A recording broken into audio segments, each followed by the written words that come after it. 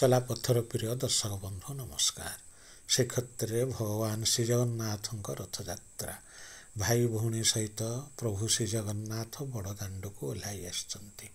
ଓଡ଼ିଶାର ବିଭିନ୍ନ ଜାଗାରେ ରଥଯାତ୍ରା ହେଉଛି। ରାୟଗଡ଼ା ଜିଲ୍ଲା ବିଷମକଟକ ବ୍ଲକରେ ମଧ୍ୟ ରଥଯାତ୍ରା ଚାଲିଛି।